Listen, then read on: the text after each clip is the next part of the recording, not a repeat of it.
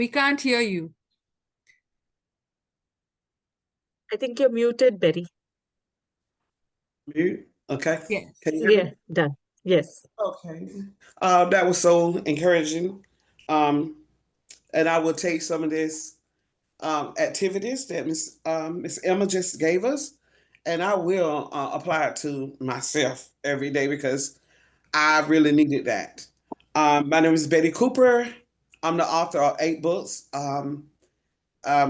Mainly, my book, The Healing Hands of Jesus, is about my life story.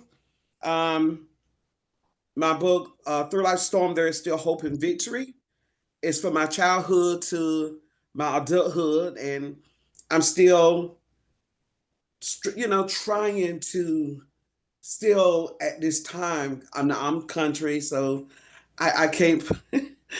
I'm gonna be who I am on this on the show. But it talk about the trouble that I went through with my 9 brothers and sisters and my mom and my dad, and still I'm trying to this day get past even some of the things that we was taught. We was taught today. I had a session with 2 young men, and I actually talked about my childhood. It was not good. It was We was not good at all. And today, with the 9 brothers and sisters, each one, they don't call each other. They don't speak to each other. I did try several times to reach out to them, but in our growing up, we was not allowed to speak to each other in the house with my mom and my dad. And if we had a conversation, it was with our eyes across the room to each other, but they couldn't see that. But we was beat for breathing. We was beat for eating.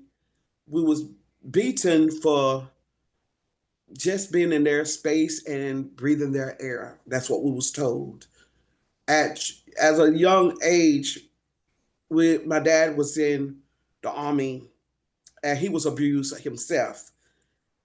I don't even understand why he took the time to just even have children. Um, it just it was a crazy moment, but I had outlived what they said I was. They said I was a nobody. And when they would stand up, they were like, "Who are you?" And we would always say, "We are nobodies.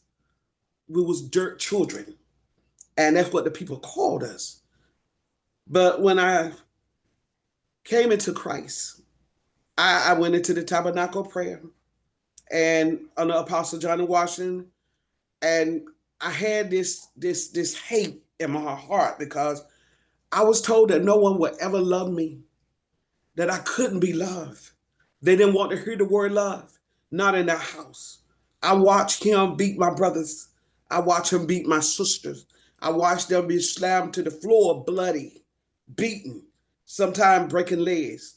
Um, and when I sometimes wanted to take the beating so they wouldn't take the beating, I was the second oldest of all the children. And I watched them cry night after night.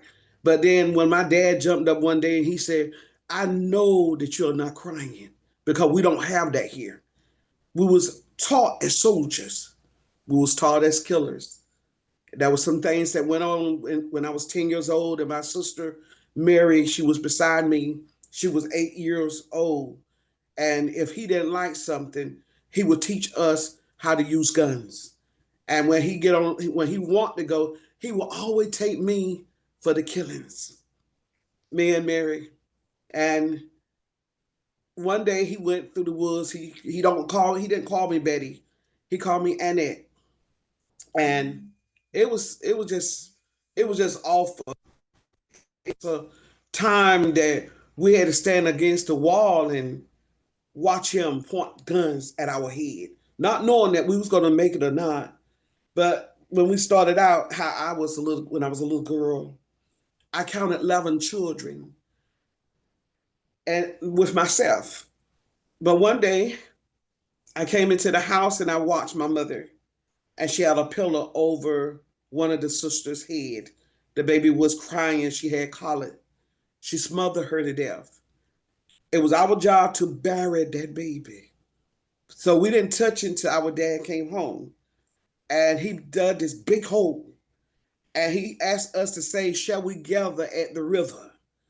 And I asked her, I said, could you take a picture of the baby? Then I would keep it with me at all times. They took a picture of it and gave it to me. And I'm being 10 years old. That was hard. Mentally broke down. We was mentally broke down. People didn't believe us. But all our neighbors, we had neighbors would hear the shooting. He would take us outside and start shooting. We had to run through the woods, and he would give us guns. And he wanted us to find him. So we had to do things in the army. And we was children. We couldn't come home and just sit down and eat. We had to come and clean up. There was no problem about cleaning it up. I learned how to cook. I thought, if I do all of these things, if I could do the good things, my brothers and sisters would not get beaten, or I wouldn't get beaten. Then when we was growing older and we started developing, you're a teenager, your little breasts is coming. My mom called it nasty. You are nasty. When the period came, we was afraid to tell her. Matter of fact, all of us, all the girls, three girls plus me, four, when our periods came on, we made sure that she didn't know because she talked so hard about it. We were scared to grow up. Then I start wishing that I would die, just die. I was suicidal. I took a lot of pills and end up in hospitals. When I would come back home, um, it wasn't good. And my father said, "Well, why did not you kill yourself? It's no use for you being here." So one day I talked to my mom and I accidentally called her mom. I was beat. I was beat 2 whole days because I called her mom. And even to this day, my mom don't speak to me. I will be 64 years old. And I went to see my mom. My dad had yet passed. And when we went to see him, he called all of us. He asked us a question. It was May the 8th of 2016. He asked us, said, tomorrow, he was on his deathbed, I want you to visit your mom. She was sitting there. And the way she was looking at us, didn't nobody say anything. We were all standing there. And he was like, okay, you're not going to visit your mom? We said no, because she never wanted us to visit her on Mother's Day. And we didn't say anything. He said, so don't come back tomorrow. He said, I don't want to see you tomorrow. Don't come back to this room. That night, he passed. He passed on Mother's Day. I called my mom and I didn't even know. I wasn't even giving, people was calling me. They were saying, baby, when are they going to bury your dad? And when will they view this body? Because he knew a lot of people. I said, I don't know. You his daughter. I said, they won't tell me. They didn't even want my name on the obituary. The people at the funeral home had to tell them, put her name on the obituary. And so when we went to the funeral, one sister stood outside. She wouldn't come in, the baby sister. She said, I would go to the cemetery and y'all meet me there. It was hard. And when I turned and I saw all of my brothers and sisters in one place, except for one, and that's the one I raised, Jonathan, because he became a serial killer. He was taught that when we was children. So he decided he wanted to kill and breathe people air, because that's what Daddy always tell us, breathe their soul. When they're down and out, you make sure you breathe their soul. But the other ones were there. And I thank God. I thank God. Because I'm saved today. And I will not let the enemy or had let me know I can do. And yes, I had to receive some therapy. I probably still need therapy. But I live here with $4. Sometimes my sons will come, sometimes they won't. Because they lived in that same house. until I was able enough to get my sons out of that house. But it was a mind setting. And when I married, I was told it would never last because I didn't know how to love. But I did everything I could. And I married twice and I divorced twice. So I had to think about, what do I want out of life? So I began to read the Bible. I began to pray. I began to let God be my Lord and Savior. And so for some reason, the Lord let me know I am somebody. And I can smile, I can grin. I still help them. If they want my help, I'm going to help my brothers and sisters. But one by one, they live so far apart, but no one calls no one. They said, we're not allowed. I said, that was our children. That we were children, we was taught that. Call me. They were like, we can't because you were daddy's favorite. Well, I noticed when he beat you, Betty and Ned, he didn't beat you as hard as he did the rest of us. Because blood didn't come from your nose. Blood did not come from you unless mama beat you. I said, you're right. And then when he got ready to die, somehow or another, I asked the administrator, could I see his body? They say he's already in the morgue. We already done taken him down. We already started. I said, stop what you're doing right now. They brought him to a little room and I felt his head. And I never kissed my daddy. But somehow or another, I started singing. I started singing a church song. Now they bringing him out of the morgue, and I had witnesses that were there. And I said, I'm your daughter. You didn't tell me goodbye. And he was laying there and they had plastered around his chest. I could see the blood coming from the back of his neck. And I said, I'm gonna do something I've never done before in my life. I'm gonna kiss you on your lips, Dad. And you're not gonna be able to say, I can't call you Dad. You ain't gonna be able to stop me. I'm not lying. This happened. I kissed him on the lip. His mouth came open and all that cold air went inside of my throat. And administrators and cousin, my son, my ex-husband, and another person was there. And immediately his head looked towards my way and his eyes came open. And they jumped up and I said, no, he's gone. He's gone. His soul just left him. And they're like, well, Betty, you standing over this man and he waited for you. I said, ain't that something? But see, God let me know I'm his own. I'm his own. I wasn't afraid, but his whole, I never seen no one head just boom, just go just like somebody broke it. But I thank the Lord because I can stand up and say, I am somebody.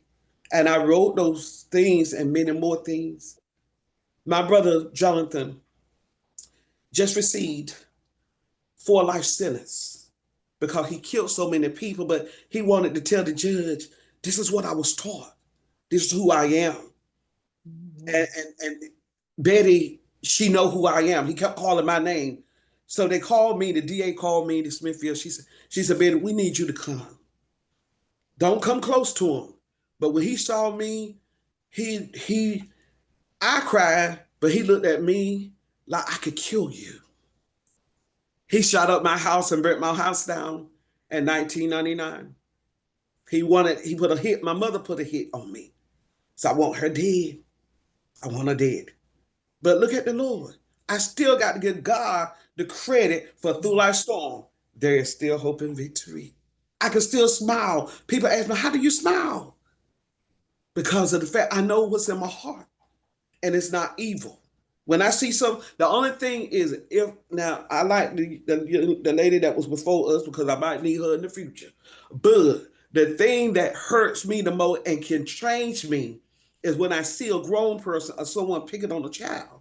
If I see someone snatch a child or do something wrong with a child, I have to stop and let myself know, call the police, call social service, just pray. Ask that person, don't do that. Because that is a trigger to me at that time. Because I'm see myself when they hurt a child. I was sold. I never dated, never been on a date, and I was sold to a hitman. My mama sold me for $500. She sold me. And I had my first son by this man. He broke my nose. He broke my jaw. He knocked out teeth. And couldn't find out my mom was in the same place. The man was raping me. He raped me 3 times a day. And finally he told me, your mom is your mom. I was a virgin. And that child hates me to this day. He curses me, but I had him because my dad told me I had to have him because he was still his blood, my blood. And when he found out that I was raped and his father, before his father died, he went to his father in Smithfield, jumped on the man, beat the man so bad. He said, you raped my mama. But I pray for my son because he's lost. He felt like the world is against him, but I cooked out for this son, my oldest son, sent food to his house. He told my other son, give it to the dogs. Give it to the dogs because he didn't want it. He was waiting up for me to call him. But you know what I learned to do? I learned how to breathe. I learned how to pray. I learned how to smile and say, Lord, I thank you in the mighty name of Jesus. And that's my story. Thank you for your time. Thank you, Betty. There are no words to describe. Exactly right. I just need to say No words. something. I meant to raise my hand. So Betty is one of the first women when we started our women empowerment. And she has been on our show for 6 years. She has never failed to come on our show to tell our testimony. She has been faithful. And I feel honored that she trusts us with a story like this. Yes. And she is one of the first people that gave me $55 because that was the price of the sponsorship. And she came to me and we met and she paid me and she said, I have a story to tell. Yes. And I'm going to tell you that story. And we were going to host the same women empowerment. And the day that we were going to host it, there was a pandemic. And all the buildings and all event planners had to shut down. And we had to take our entire event, which was a live in-person event, on freeconferencecall.com. And we were on that call for 7 hours on the phone, having a conference call with Betty telling her story. And I know that day everyone cried, Betty, and I'm still crying. And I don't know how you got so much love in your heart and so much goodness in you. And if they don't love you, I certainly love you. And I know everyone in this room loves you. Yes. And we want to just say thank you for sharing that story. And for 6 years, you have been faithful to Brightside, faithful. Anytime we've had the women conference, she's been there. And I have all the videos to talk about it. And this story is real. So her books are really will make you weep. But she has taken a bad situation and turned it into love. Yes. And that's what each of us need to learn today, as we call it, empower her, is how when we complain and whine, I mean, there's nothing compared to her. So back to you, moderator, Ramona, and Well, thank you. Anyone has any you've shown us questions? that love and forgiveness are the most Yes. powerful emotions, and Yes. nothing can come in the way of love and forgiveness. If you have your spirituality firm with you, if you have God Yes. on your side, then nothing can Yes. come in the way. That's right. Thank you so much, Betty. Thank you. I now invite Denise to share her story. And before Denise comes in, we got to sing happy birthday. So let's just break out from, first, let's just breathe. That was a big story there. That was a big story. So we need to have a moment. But Denise is new to the group, and I'm very delighted to have her. And Denise, you see why we need you? We have all our women absolutely need you. But Denise's birthday is tomorrow. So that's why Denise couldn't give us more time, because I wanted to do a whole workshop on the relationships, but we'll do that next year. But meanwhile, Denise, please come tomorrow at 11. I know it's your birthday, but it'll be worth your while. So everyone, let's just get into a minute just to wish her happy birthday, and then we'll move on with the program. So 1, 2, 3. Happy birthday to you. Happy birthday to you. Happy birthday, dear dear Denise. Denise. Happy Happy birthday birthday to to you. you. And then we'll do happy Happy birthday. birthday. Yeah. Happy birthday, Happy Denise. birthday to Happy yeah. Thank you, Lord. birthday to you. Happy birthday. Thank you, Happy guys. birthday. Anyone else's birthday in March? Oh, Ramona's birthday's in March. So we got to sing one more time, okay? Oh, Happy, that's okay. happy birthday. Birthday to Yeah. you. Happy birthday. Happy birthday to Yeah. you. Happy Happy birthday. birthday. Happy birthday, Ramona. Thank Thank you. you, Mona. Okay, so let's Wow. stop recording for a minute.